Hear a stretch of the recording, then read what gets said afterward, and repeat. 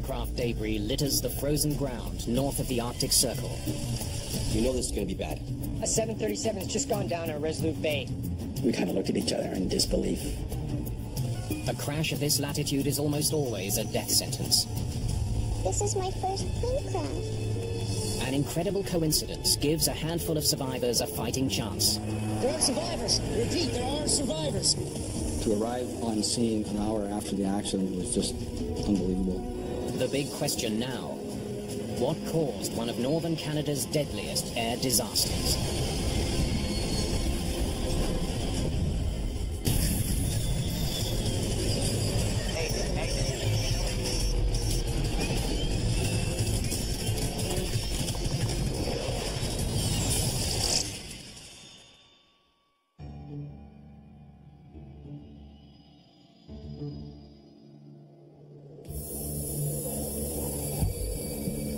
The Canadian Arctic is one of the toughest environments on the planet. Winters here are brutal, 8 months long, with temperatures plunging to minus 40 degrees Fahrenheit. Even now, during the long days of the Arctic summer, the average temperature is barely above freezing. The land is well above the tree line. It's very barren. There's nothing on it. There's no tundra, no plants. It's just sand and rock. There are no roads to this part of the world. Virtually the only way to get here is by air. And when a plane crashes in the Arctic, anyone who survives the impact has next to no hope of a quick rescue. They may face hours or days battling the elements, and they may not make it. It could be quite challenging to actually get to the site, and it could be a matter of 24 hours or longer before you could get response in there. Fortunately, today, no one has to wait that long. All right, guys, exercise over. Come on in. Take a break. This crash site has been meticulously staged. It's part of a massive military exercise held each year in Canada's high Arctic. Operation Nanook. This year, it's a simulated mid-air collision. The scenario, there's some lacerations and some bleeding, complete with mock survivors, is designed to help rescuers and air crash investigators prepare for a real aviation catastrophe. Operation Nanook in 2011 was intended to simulate a major aircraft incident in our north. The Canadian Forces had the lead in cooperation with our northern partners, the Canadian Coast Guard, local fire rescue personnel. So it's been splinted in place. The Transportation Safety Board. Urgent Cry 2? And also the U.S. Navy was going to be involved in this exercise. Right, hop to it, guys. Now, come on, time's ticking. Master Warrant Officer Greg Smith is a search and rescue technician with the Canadian Armed Forces. The scenarios that we set up, we tend to make them as realistic as possible. When you see something and it looks real, you tend then to act like you would in a real scenario. Today's exercise is taking place near Resolute Bay. Though the town is home to only 230 people, it's a major transportation hub for the high Arctic. Resolute Bay Airport is the only one in the region equipped with navigational aids for automated landing approaches. It has a instrument landing system, which is the mainstay of landing systems in all the southern airports. It's what all the major airliners use to land their aircraft. It's very accurate, very precise. Because Nanook is such a massive operation, the armed forces will be handling all air traffic control duties for the airport. Can Force 2 CYRB military continue your approach? Visibility is 10 miles.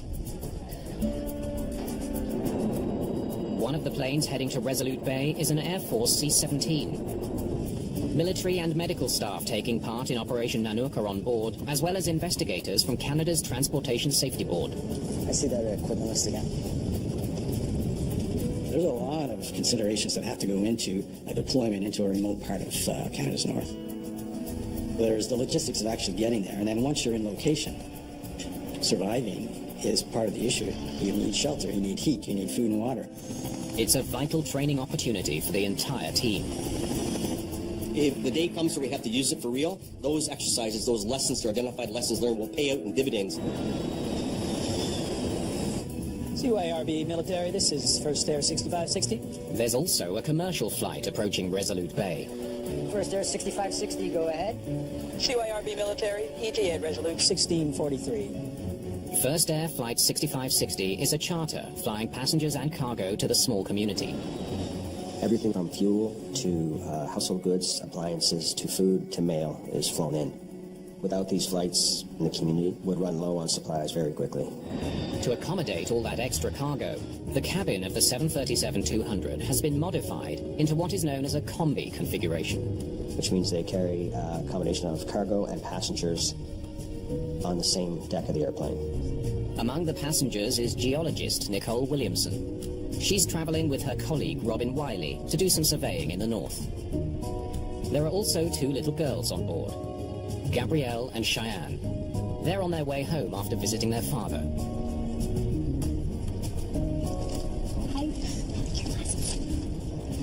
Terry Audler is their uncle. They were very close, as close as sisters can be.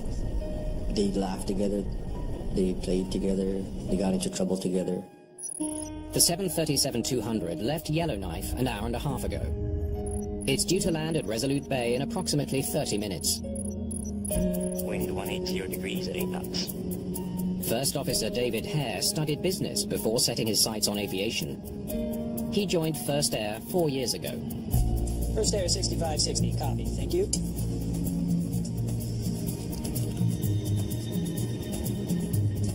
There we go. Captain Blair Rutherford has been with the airline for more than 15 years. Might as well do yours too. Heading 029 degrees.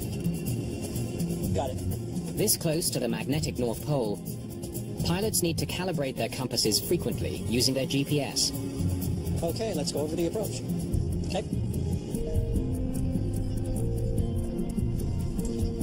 Do you want some help with your seatbelt? Okay, all right. Yeah, here. That's fine. Altitude alert set to 2200.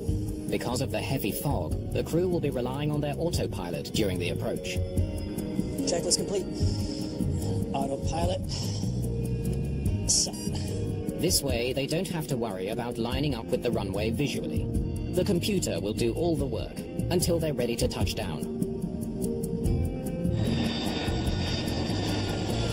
6560, you're landing on runway 35 true. It's a little wet. First Air 6560, copy, 35 true. We're 10 miles from runway. After spending a few weeks with Dad, the girls were looking forward to coming back home to Mom and Grandma and Grandpa. Almost home. At 11:40 a.m., Flight 6560 begins its final approach to the runway. Descending through 1,000 feet. First Air 6560, we're 3 miles out on final. We're over the shoreline now. All right.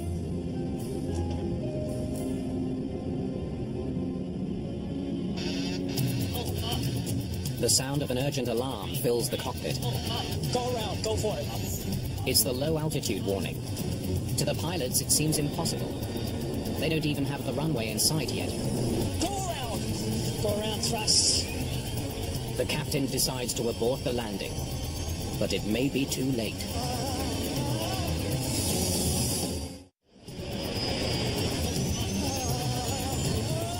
Flight 6560 slams into the ground at 180 miles an hour.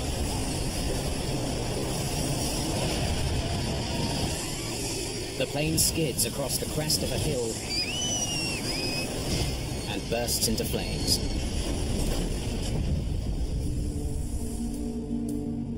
When the ground support personnel lost communication with this aircraft, they knew it was on a final approach. They were not speaking to the crew anymore.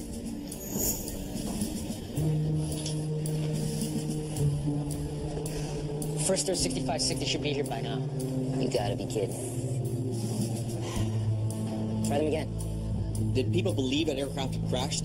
You don't want to because human beings are involved. But it very quickly became a reality that this aircraft had crashed.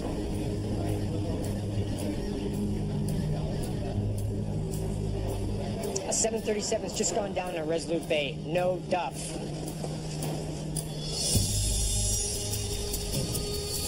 The priority now, get help to any survivors. Think to yourself, wow, I really hope someone survived this, but you know this is going to be bad.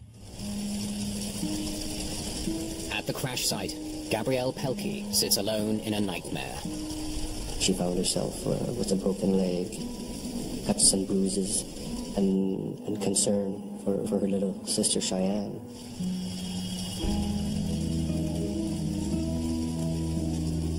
Geologist Nicole Williamson has also survived.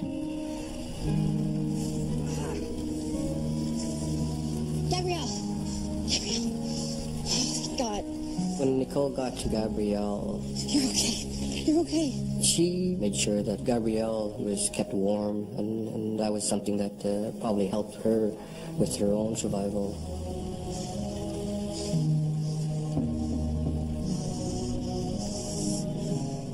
This is my first plane crash. Yeah. Me too, sweetie. Me too. For Nicole to hear that from a child, it sort of brought home, you know, the innocence of it all. Okay. All right. Trying to survive it at that moment, and it was a way of focusing on each other. As they stumble through the wreckage, they find only one other survivor, Robin Wiley. They managed to get to a location where they felt, okay, this is probably a safe location, and wait and hope for the best. The three survivors are suffering from shock and shivering in near freezing temperatures. If help doesn't arrive soon, they may die from exposure.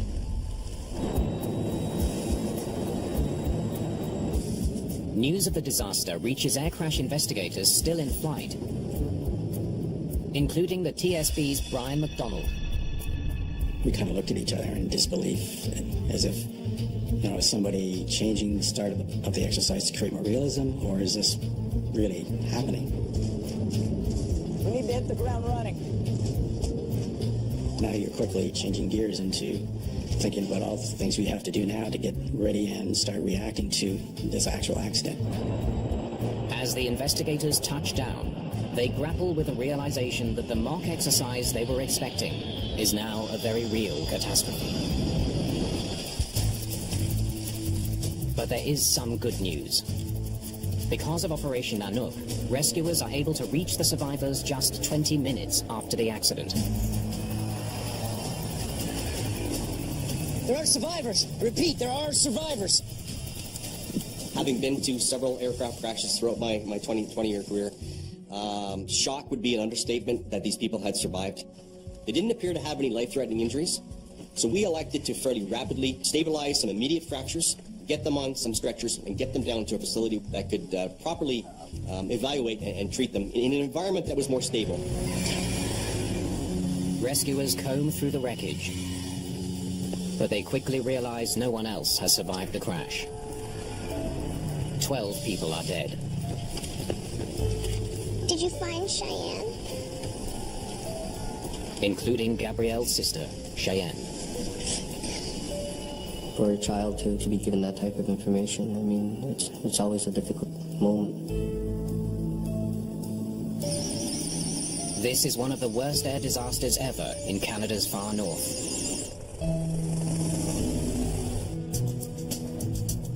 Hey, you guys with the TSB? That's what the hat says. Show me what you got. It's up to investigator Brian McDonald and his team to figure out what happened. We're here. They came down here, 2 clicks east. Well, I'd like to get a team up there as soon as possible. And we're going to need a space to work. To arrive with a fully assembled and equipped team on scene within an hour after the accident was just unbelievable.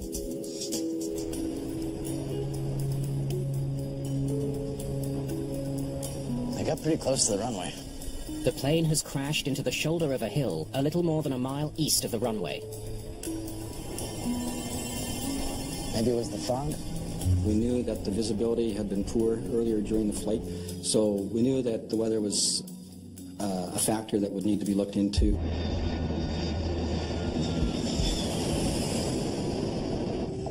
What a surprise. Fog. Resolute Bay is often fog-bound, forcing crews to rely on their autopilot and the airport's sophisticated guidance equipment. The Instrument Landing System, or ILS, is technology that can be installed on runways to help planes land in low visibility. The ILS emits a signal known as a localizer beam. It can be picked up by the plane's autopilot, which uses it to navigate the plane safely down to the runway. When you can't see the runway, when you're on an approach, you rely on this ILS system to get you to a point where hopefully you can see the runway. Okay, let's go over the approach. Okay. It's not great, but it's nothing that we can't handle. At least we'll be able to do an ILS approach there. If the ILS system at the airport failed, or if the plane's autopilot wasn't able to detect the signal, it could explain the crash. What we do during any investigation is run a process of elimination, where we look at all the possible aspects of the operation and verify that things were working normally. It doesn't take investigators long to figure out that the airport's ILS was working. Another plane used the signal to land just 25 minutes after the crash of Flight 6560. We determined that the system was operating within normal operating parameters. But investigators won't know if the 737's autopilot was detecting the ILS properly until they download the plane's flight data and the cockpit voice recorders. The first responders had found them in the first 12 hours. We were able to get them on an aircraft and down to our laboratory in Ottawa on the following day. Meanwhile, Operation Nanook provides investigators with some unexpected data. So this will show us exactly what the radar recorded? Resolute Bay Airport is not equipped with radar, but the military had set up a temporary radar system to handle the increased air traffic for Operation Nanook. The radar data was crucial to the investigation because it provided us with the flight path for the aircraft, which we wouldn't have had otherwise. It's a lucky break for investigators. When they watch the playback, they immediately notice something very unusual. Where the hell are they going? The radar shows Flight 6560 was flying parallel to the runway, not lined up with it as it should have been. The question that came to our minds immediately there was why? Why did the aircraft track in that direction? How could a modern airliner equipped with an autopilot crash into a hill more than a mile from the runway? A painstaking investigation will uncover a troubling explanation. With the toxic fire fully extinguished, it's now safe for investigators to head to the crash site and get a close-up look at the wreckage. They're searching for any clue that might explain why the plane drifted off course on approach to the runway. We needed to understand, what was happening with the navigation. We needed to understand how did the aircraft get right of track and why did it stay right of track. They begin by charting the location of every single piece of wreckage. You could see where the wheels had touched down and the aircraft had gone airborne for some distance. Bits of the aircraft had started to shed, and then it touched down again on the belly and came apart into three main sections. To investigators, the pattern of debris suggests a possible explanation for the crash. The wreckage seems to line up directly with a navigation tower called a VOR. When you draw a line between where the aircraft turns final and where the aircraft accident occurs, it's pretty much right at that antenna. Investigators wonder if the pilots locked onto the wrong beacon to guide their plane to the ground. The airport's VOR beacon transmits a radio signal which helps pilots find the airport. However, it's not meant to guide them onto a specific runway. For that, the crew must switch their navigation control so the autopilot can follow the airport's ILS frequency. You have an ILS, which has a beam that goes out, and if you stay right on that beam, not left, not right, but right on it, it'll take you right to the center of the beginning of the runway. It's not great, but it's nothing that we can't handle. At least we can do an ILS approach there. If the crew programmed their navigation system to follow the VOR signal from the hillside antenna instead of the ILS signal on the runway, it would explain this tragedy. It wouldn't be the first time a pilot made that very mistake. There was a previous occurrence back in the late 1980s involving a Boeing 737, and in that instance they were tracking to a navigational aid very similar to the one located in Resolute Bay, rather than to the approach aid at the runway.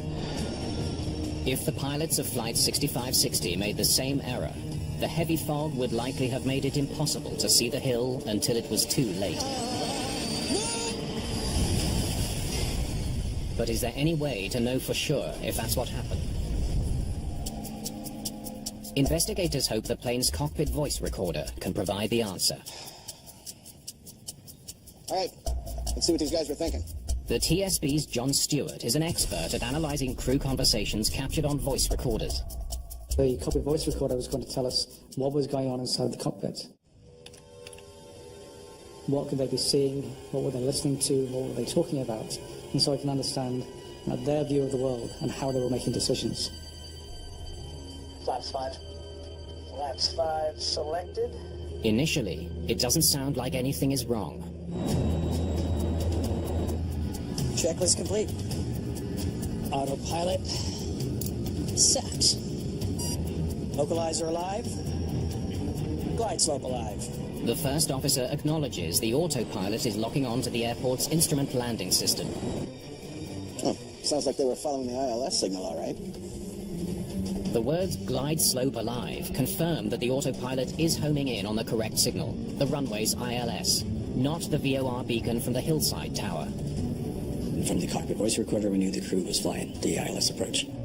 So we were conclusively able to determine that where they ended up was not related to that beacon. But they still have no idea why the plane drifted dangerously off course. They listen for more clues. What they hear is stunning. GPS has us going off to the right.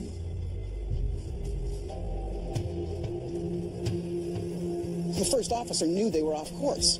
We could tell from the conversation that the crew were concerned about the positioning of the aircraft.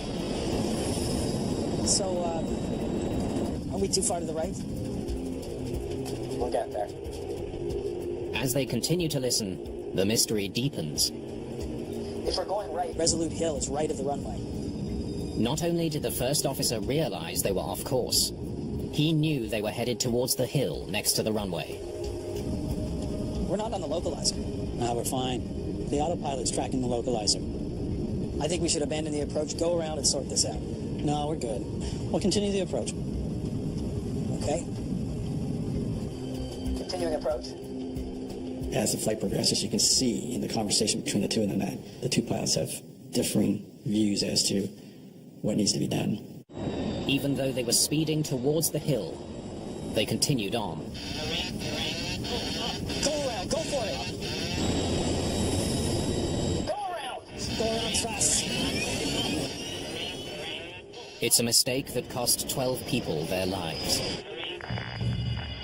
Why it happened remains a mystery. Why on earth did they keep flying toward that hill? The crash of First Air 6560 has touched the lives of nearly everyone in the tiny community of Resolute Bay. For a mother to have to go through that, I'd never wish that on anyone. The families want answers. There's a tremendous amount of pressure on everybody involved to find out any information. We wanted to know what happened. The wreckage tells us they were off course and flying parallel to the runway. And the CVR tells us they knew it. So far, the investigation into what caused the crash is only raising more questions. Why was it that corrective action came too late? Autopilot set. Localizer alive. Glide slope alive. Investigators know that the ILS beacon the pilots were tracking should have guided their plane all the way to the foot of the runway. They need to figure out why that didn't happen. This is what we've got to go on, so let's see what the data can tell us. We had the downloaded information from the flight data recorders. They hope the plane's flight data recorder will provide them with some answers. Okay, pitch up 2 degrees. Using the FDR data, speed to 168 knots. Investigators create a detailed flight path of the plane's approach. Turn left 2 degrees. The key aspects of any flight were on there. You know, altitude, speed, heading, power setting, flight control positions. Can we have the localizer beam, please? They focus on the plane's final turn toward the runway. That's where it started to go wrong. They turned too wide and never got back on the beam. The detailed flight path reveals the precise moment Flight 6560 began to veer off course. But investigators still don't understand why. They know the autopilot system was working properly. The flight data recorder indicated that the autopilot was operating throughout the recorded portion of the flight. Autopilot set. To carry out an ILS landing, the crew should have set their autopilot to a mode called VOR Loc. Localizer alive? Which is exactly what they seem to have done.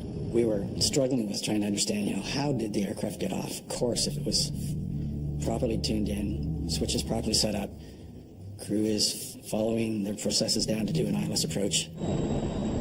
Investigators are at a loss to explain how a properly configured, functioning autopilot steered the plane off course. Until they take a closer look at the flight data. Let me just see the control wheel inputs. So the turn started out okay. Nice and smooth through here. Definitely the autopilot in control. We could determine that the turn was initiated by the autopilot. And then there was a change in the technical information that would indicate something happened in the turn. Something changes right here. These jagged corrections have got to be human. They must have been flying on manual. For some reason, it seems the autopilot switched to manual mode partway through the final turn. In this new setting, the autopilot was no longer guiding the plane to the runway. Autopilot systems have built-in capability for pilots to override it. If the aircraft is not reacting quick enough or it's doing something too quickly, and the pilot can, using the control wheel, apply some pressure, override it momentarily. But there's nothing on the CVR to indicate that the captain intended to override his autopilot. Investigators now consider a frightening possibility. He may have done it by accident and never realized his mistake. If the autopilot mode changed from this mode of lock to the manual mode at that timing, you could end up with the aircraft staying wings level and just maintaining that heading instead of tracking the beam. Investigators can see that at the exact moment the autopilot stopped guiding the plane to the runway, there was a slight bit of pressure on the captain's control column, just enough to switch the autopilot from the fully automatic flight mode into manual. We believe it was likely an inadvertent pressure on the wheel. Perhaps someone was leaning over to check something or reach for a publication. It's not a lot of pressure that's required. With neither the autopilot nor the crew steering the plane toward the runway, the wind pushed it further and further off course. The autopilot wasn't locked in any longer to the localizer beam, but was maintaining wings level and that heading. And so the wind did the rest. The finding is another small step towards understanding this accident. The big question now, if the pilots knew they were flying off course. So, are we too far to the right? Why didn't they do something about it? We'll get there. The crew was aware that they were off course. The challenge for us was to determine why the captain continued the approach. Descending through 1,000 feet.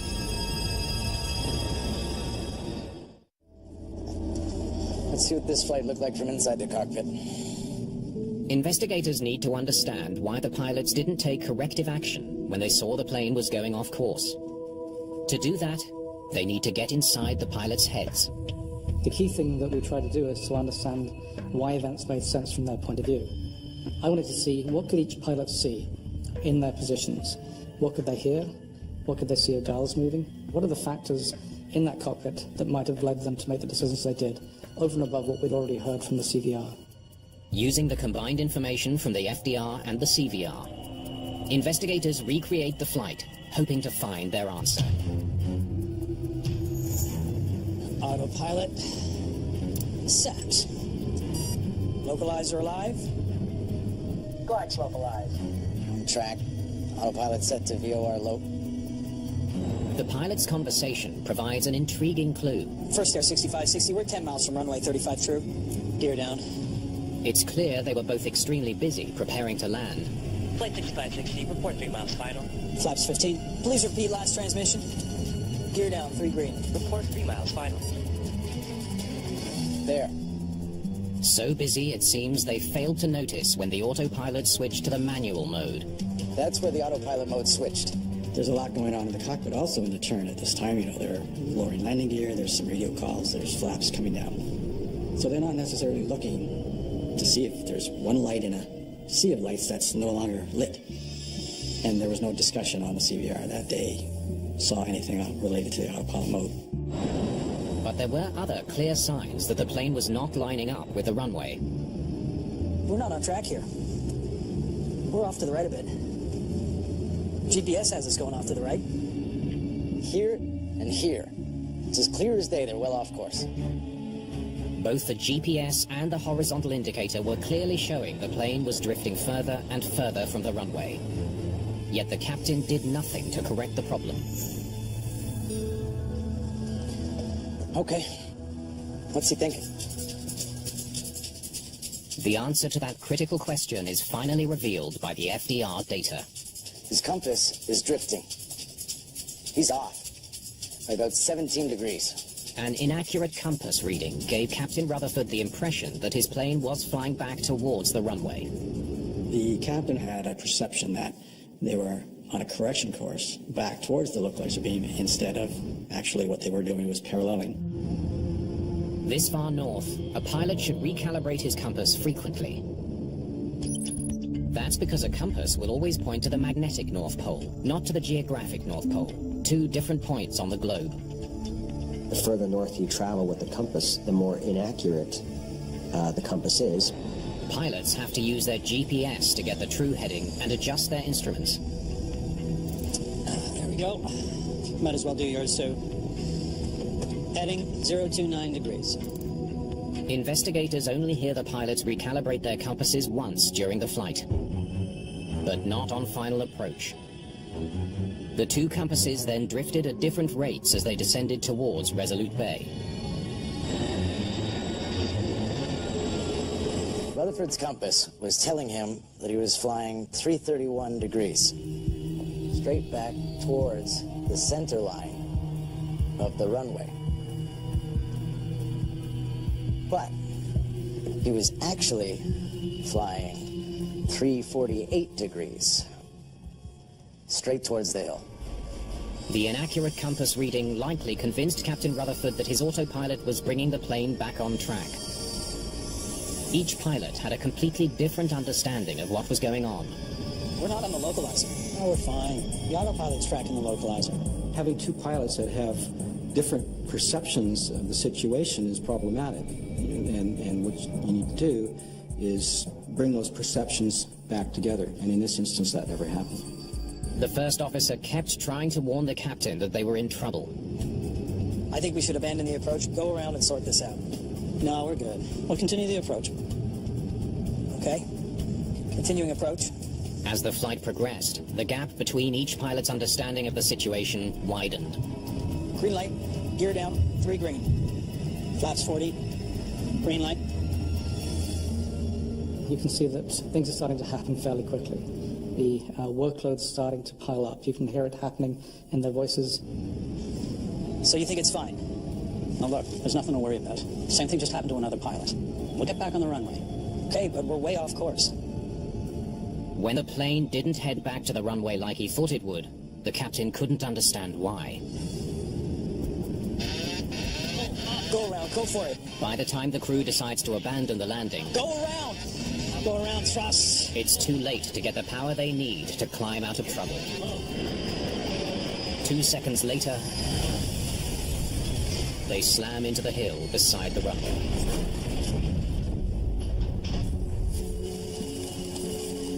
There were so many things that had to have happened for this outcome that if any one of those didn't happen, you wouldn't have had the accident.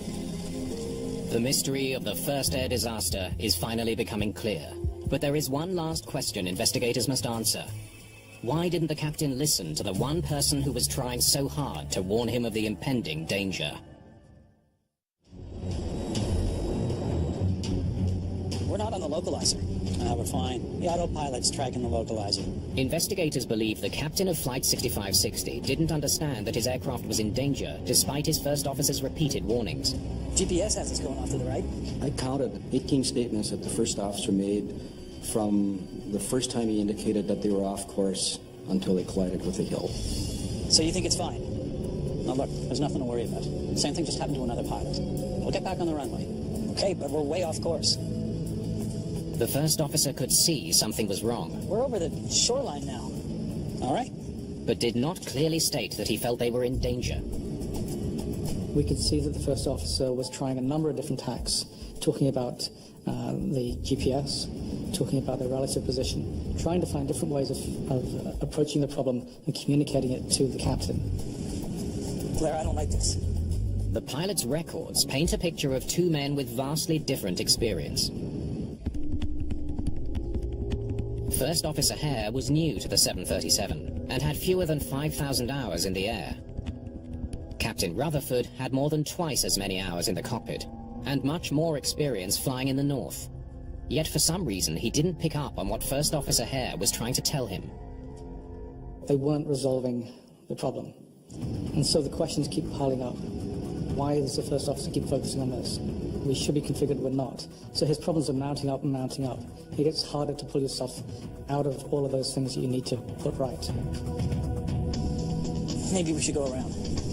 Continue configuring for landing. As the less experienced pilot, First Officer Hare may have felt reluctant to voice his concerns more forcefully.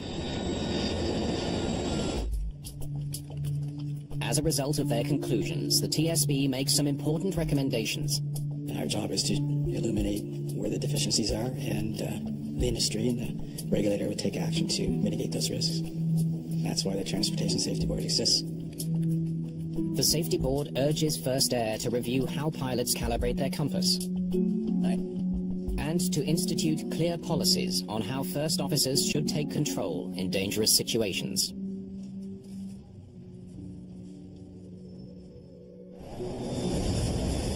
First Air made changes to their crew resource management training, when and who can call a go-around, how they deal with unstable approaches. They've made changes to maintenance procedures, and so there's a fair bit of safety action that First Air has taken. The crash of Flight 6560 brought terrible grief to Canada's north. But there is one ray of light that continues to shine. Gabrielle Pelkey returned to school in the autumn of 2011. She's happy-go-lucky. She's still, I'd say, a star in her classroom. Geologist Nicole Williamson has remained close with Gabrielle, building a friendship that is helping the young student rebuild her life. She's coping quite well. She's an amazing little girl. A miracle.